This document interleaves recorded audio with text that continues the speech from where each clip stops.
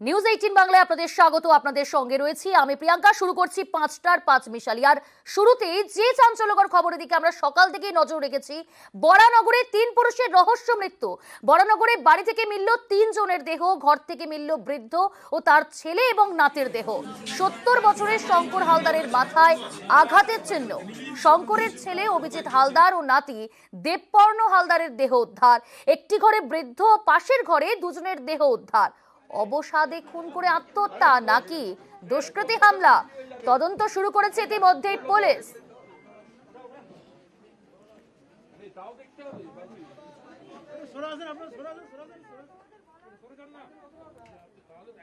বরানগরে 3 পুরুষের রহস্য মৃত্যু। বরানগরে বাড়ি থেকে মিলল 3 জনের দেহ।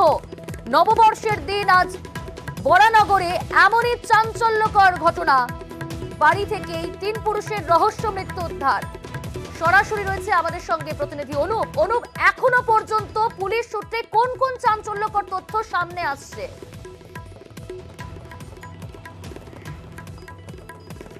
বড়নগর যে নিরঞ্জননগর একেবারে সেখানে যে মৃত্যুর ঘটনা ঘটেছে, পরপর 3 জনের যে মৃতদেহ উদ্ধারের ঘটনা ঘটেছে, সেই বাড়িতে এই যে বাড়ি, গোটা বাড়িতে কিন্তু একেবারে প্রথমে সকালবেলা দেখা যায় যে এখান থেকে কিন্তু যখন দুর্গন্ধ বেরোচ্ছিল, তারপরে স্থানীয় মানুষজন তারাই প্রথমে থানায় খবর দেয়। পরবর্তী ক্ষেত্রে পুলিশ এখানে আসে, মৃতদেহ উদ্ধার করে এবং এই মৃতদেহ উদ্ধার ঘিরে কিন্তু রহস্য তৈরি হয়েছে। যে বলা হচ্ছে 3 জনের যে মৃতদেহ উদ্ধার হয়েছে সেখানে কিন্তু প্রত্যেকের শরীরে আঘাতের চিহ্ন যেমন রয়েছে, সেটা নিয়েই কিন্তু ইতিমধ্যেই যে ধোঁয়াশা পুলিশের মধ্যে দ্বন্দ্ব তৈরি হয়েছে, যার ফলে এখন দেখা যাচ্ছে ফিঙ্গারপ্রিন্ট আধিকারিক তারা কিন্তু ঘটনাস্থলে এসছে। ইতিমধ্যে বরানগর থানার পুলিশ, উচ্চপদস্থ ব্যারাকপুর পুলিশের আধিকারিক তারা কিন্তু ঘটনা তদন্ত করছে।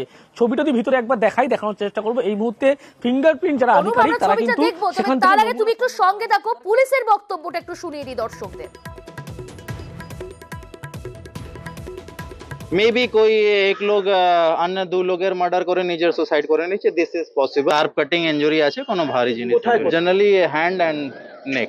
2 লোক বারান্দায় আছে, যে বুড়ো লোক আছে ও নিজের রুমের মধ্যে মনে হচ্ছে 1-2 দিন আগে, কিন্তু কনফার্ম পিএমএ পরে আমরা বলতে পারবো কি কতদিন আগে ডেথ।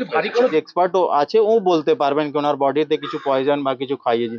উইটনেস আছেন, ওনারা বলছেন তালা জানালি দেওয়া বাইরে থেকে। সিসিটিভি ফুটেজটা আমরা দেখার চেষ্টা করছি। এখন ডিভিআর আর ওটা পেলাম না, ডিভিআর পেলে আমরা অবশ্যই ওটা অ্যানালিসিস করে। এটা প্রিলিমিনারি কিছু বলা যাবে না কি প্ল্যান ছিল কি ছিল। আবারও যাব, সরাসরি রয়েছে অনুপ। অনুপ, তুমি যেমনটা দেখাচ্ছিলে ঘরের ভেতরে যেখান থেকে প্রবেশ করার জায়গা,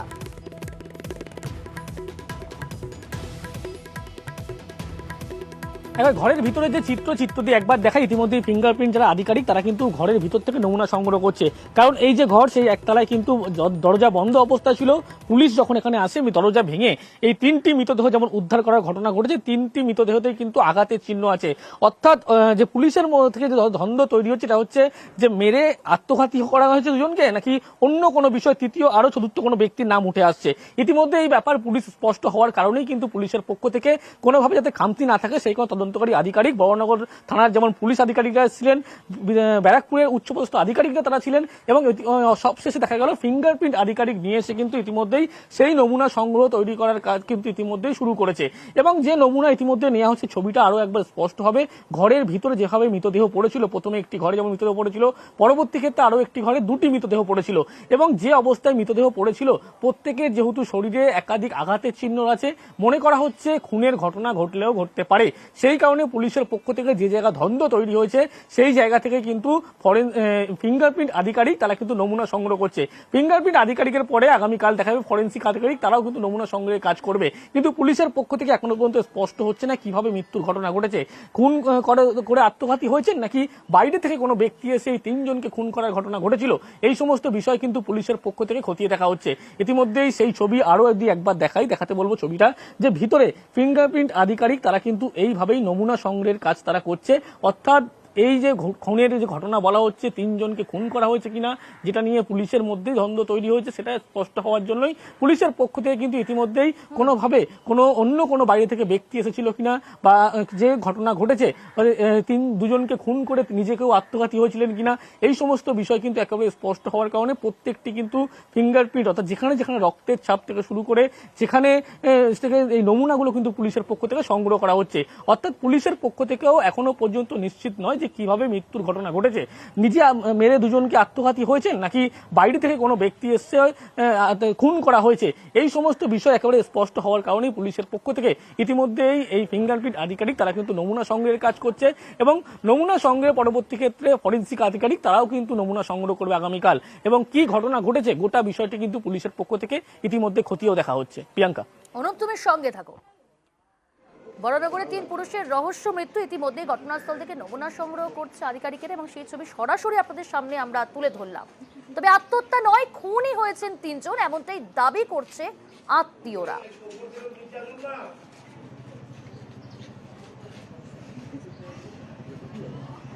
আত্মীয়দের দাবি যে খুন করা হয়েছে, আত্মহত্যা নয়, এমনটাই দাবি করছেন তারা।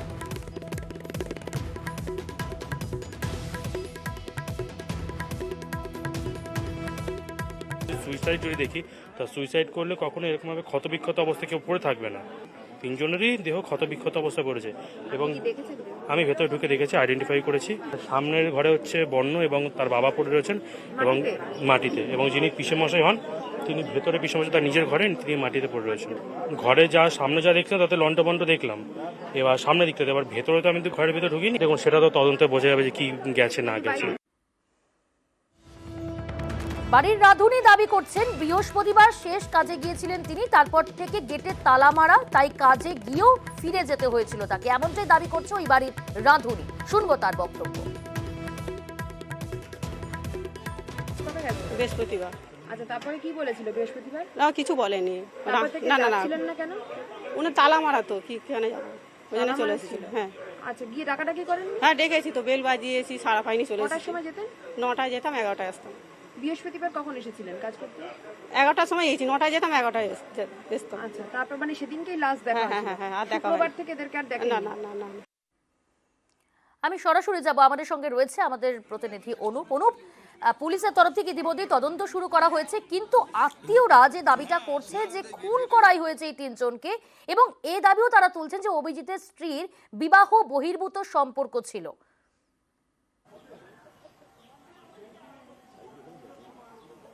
একেবারে এই দাবি কিন্তু তার আত্মীয় তারা করছে যে এই যে বাড়িতে ইতিমধ্যেই যে ফিঙ্গারপ্রিন্ট আধিকারিক যেমন এসছে তারা কিন্তু যেমন নমুনা সংগ্রহ করছে, অন্যদিকে তার যে আত্মীয় তারা কিন্তু এই যে ব্যক্তি অর্থাৎ যার মৃত্যুর ঘটনা ঘটেছে এবং তার স্ত্রীর কিন্তু বিবাহ বহির্ভূত সম্পর্কের কথাও কিন্তু জোরালো করছে।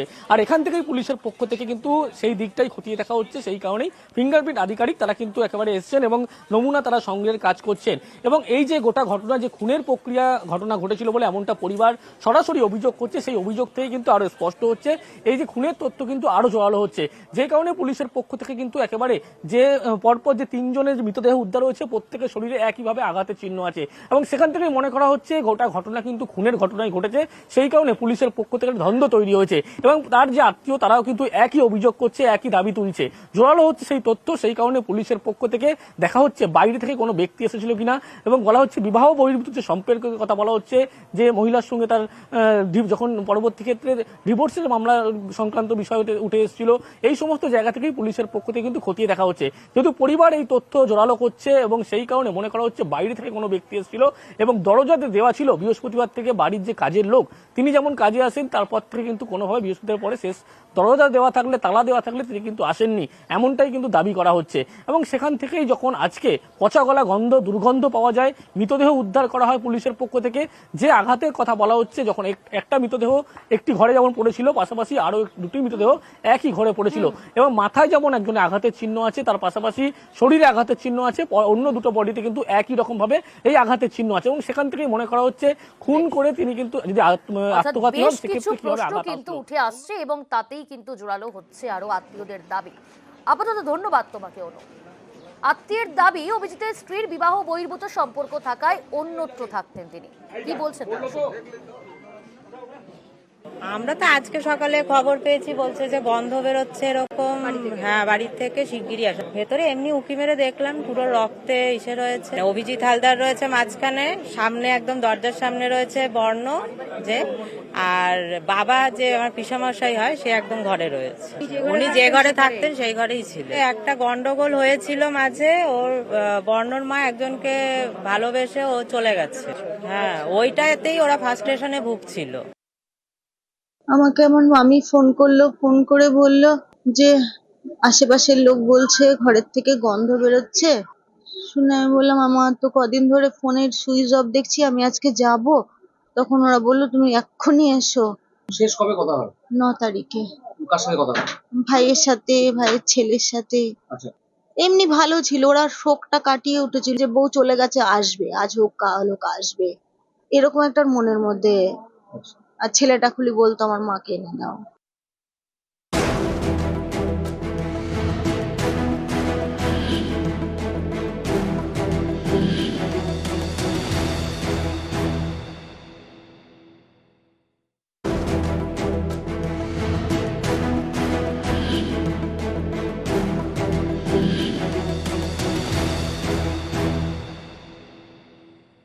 নজর রাখবো আরো একটি গুরুত্বপূর্ণ খবরে। হেলিকপ্টারে আয়কর হানা, অভিষেকের হেলিকপ্টার আটকায় আয়কর অফিসাররা। হেলিকপ্টারে উঠে তল্লাশি আয়কর আধিকারিকদের।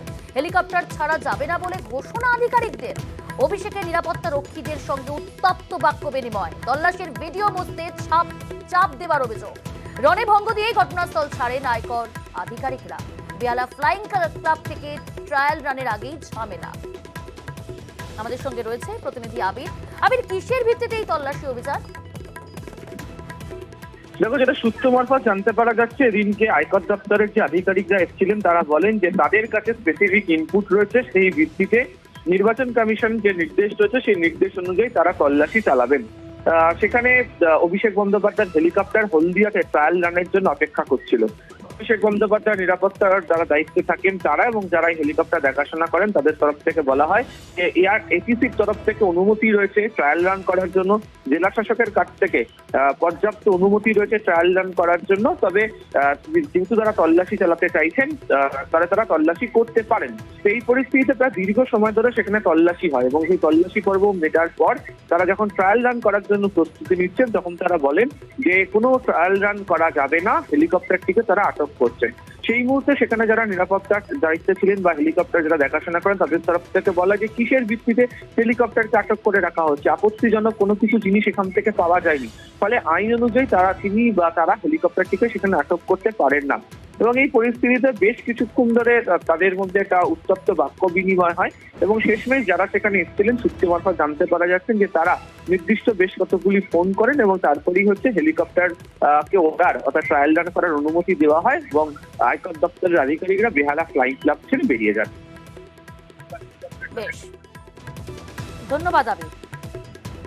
এক্স স্যান্ডেলে বিজেপিকে নিশানায় রেখে অভিষেক বন্দ্যোপাধ্যায়। অভিষেক বন্দ্যোপাধ্যায় তিনি এক্স স্যান্ডেলে পোস্ট করে একেবারেই ক্ষোভ উগরে দিয়েছেন, কার্যত বলা যেতে পারে। এই ঘটনার পর এনআইএ, ডিজি ও এসপি কে অপসারণ না করে নির্বাচন কমিশন ও বিজেপি কেন্দ্রীয় নেতৃত্ব আয়কর দপ্তরের অফিসারদের আমার চপারে তল্লাশি করতে পাঠিয়েছে। নিরাপত্তা রক্ষীদেরও তল্লাশি চালিয়েছে, ফল শূন্য। X স্যান্ডেলে post Abhishek Bandyopadhyay. দিল্লির জমিদাররা ওদের সম্পূর্ণ শক্তি প্রয়োগ করতে পারে, কিন্তু বাংলার প্রতিবাদকে কখনোই দমানো যাবে না, লিখলেন এক্স স্যান্ডেলে অভিষেক বন্দ্যোপাধ্যায়।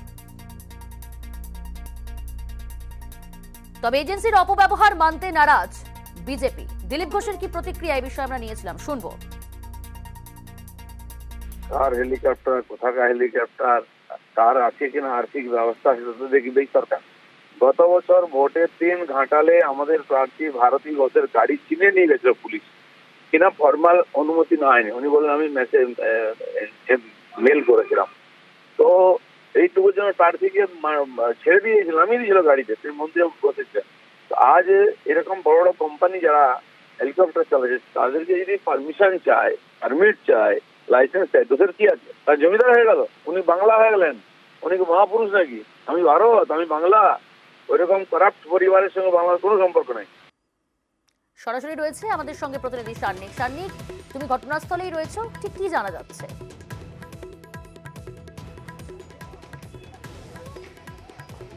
দেখো প্রিয়াঙ্কা, এখনো পর্যন্ত যেটা খবর, দুপুর 2:30 থেকে 3টের মধ্যে এই বেহালা ফ্লাইং ক্লাবের ভেতরের এই অংশে এই গেট দিয়েই মূলত ঢুকতে হয়। যে কোনো গাড়ি যদি এখান থেকে ঢুকতে চায়, এখান দিয়েই আয়কর দপ্তরের আধিকারিকরা তারা প্রবেশ করেন।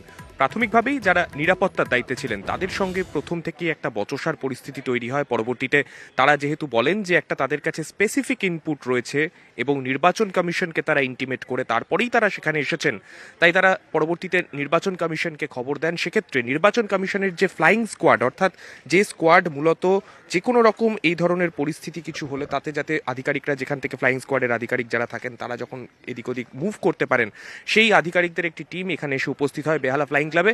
পরবর্তীতে তারপর তারা ভেতরে প্রবেশ করেন। ভেতরে প্রবেশ করে যে চপার, যেটি নিয়ে আগামীকাল হলদিয়াতে যাওয়ার কথা রয়েছে অভিষেক বন্দ্যোপাধ্যায়, সেই ট্রায়াল রানের জন্য প্রস্তুত রাখা হেলিকপ্টারটি তারা তল্লাশি চালান। সেখান থেকে কিছুই সেইভাবে পাওয়া যায়নি বলে খবর এবং তৃণমূল সূত্রেও তেমনটাই দাবি করা হচ্ছে, এবং তারপরে তারা সেখান থেকে পরবর্তীতে বেরিয়ে যান। নিরাপত্তার দায়িত্বে যারা ছিলেন তাদের সঙ্গে বেশ কিছু দফায় বচসা হয়, উত্তপ্ত বাক্য বিনিময় হয়, তারপরে কিন্তু তারা আস্তে আস্তে এখান থেকে চলে যান পরবর্তীতে।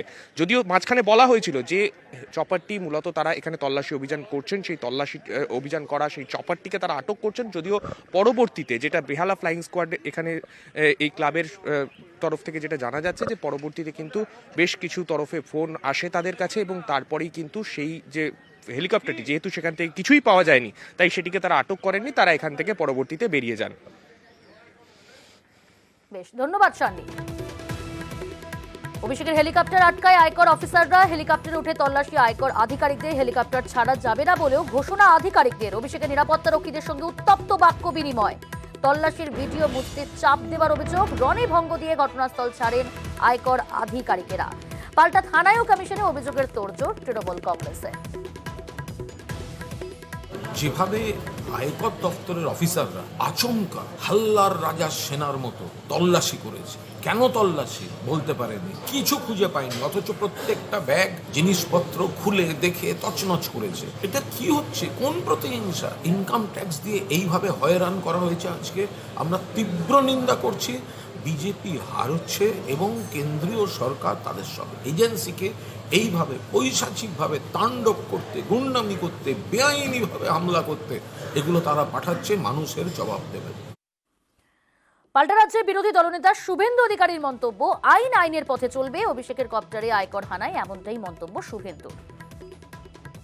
অভিষেক বন্দ্যোপাধ্যায়ের কপাট, সেখানে তল্লাশি চালানো হয়েছে। আইনের ঊর্ধ্বে কেউ না, আইন সবার জন্য সমান। আসছি পরের খবরে। রান্না করলেন, পরিবেশনও করলেন, প্রচারে বেরিয়ে জনসংযোগ সারলেন বর্ধমান দুর্গাপুরের তৃণমূল প্রার্থী কীর্তি আজাদ। আজ এইভাবেই তিনি সকাল থেকেই প্রচার করলেন। একদিকে রান্না করলেন, পরিবেশন করলেন নিজের হাতেই, এবং পরবর্তী সময় জনসংযোগ করলেন তিনি। বর্ধমান দুর্গাপুরের তৃণমূল কংগ্রেস প্রার্থী কীর্তি আজাদ নিজের হাতেই রান্না করে খাওয়ালেন কর্মী সমর্থকদের এবং নিজেই পরিবেশন করে দিলেন সেই রান্না।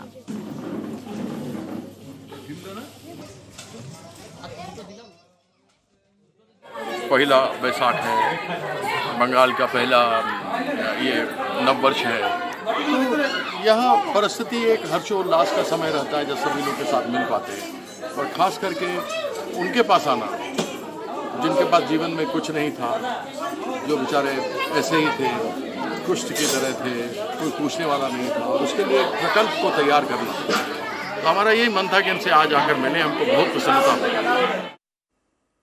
বাংলার নববর্ষে কালী মন্দিরে পুজো দিয়ে প্রচারে আসানসোলের বিজেপি প্রার্থী। আসানসোলের গোধূলি কালী মন্দিরে পুজো দেন এসএস আলুওয়ালিয়া, সঙ্গে ছিলেন বিজেপি নেতা জিতেন্দ্র তিওয়ারি। নববর্ষের দিন এইভাবেই আজ প্রচার সারলেন এসএস আলুওয়ালিয়া।